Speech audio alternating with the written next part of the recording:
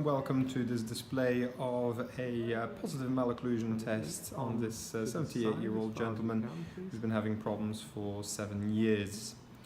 He is now showing abduction of the arm and bringing the arm forwards within to the point of pain.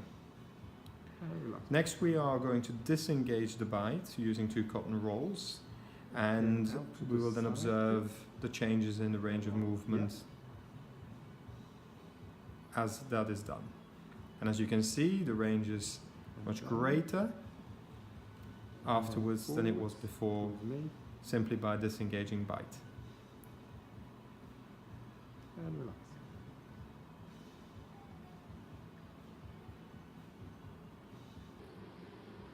So that was a good display of, or a good example of a situation where this gentleman is having problems with his shoulder due to a problem with the way that he bites. Now, the bit that wasn't shown in the clip is how to do that. I'm sure I'll produce a clip about that at some later date.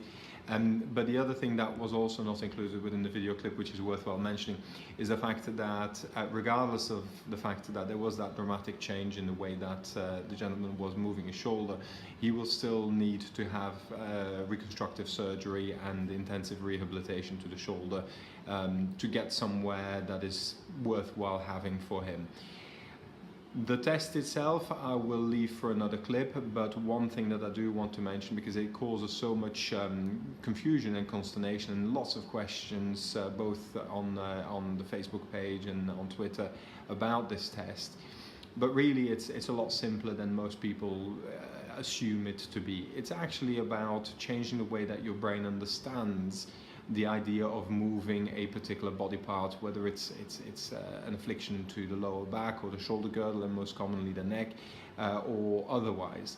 So it's really worthwhile bearing in mind that it is not about some strange connection between the teeth and the neck musculature, but actually between the way we bite and the way our brain interprets that we are standing. So it influences on a neurological level the way that our brain understands where we are in space, and by virtue of doing that, it then changes the way that it will control your musculature, as was the case here. Really nicely displayed, and thank you for the gentleman for allowing us to use the footage so that we can show to other people how some of these problems, which have been going on for a long time, are actually relating not per se to the musculature or even the joint or the osteoarthritis that is affecting the joint, but actually the neurological implications and the way that the brain works. It's a fantastic thing when it works, but if we have situations like this, it's actually something to be looked at, and it should be included in every assessment for these types of cases. Again, thank you very much for your time, and I hope you found it interesting, and see you soon. Bye-bye.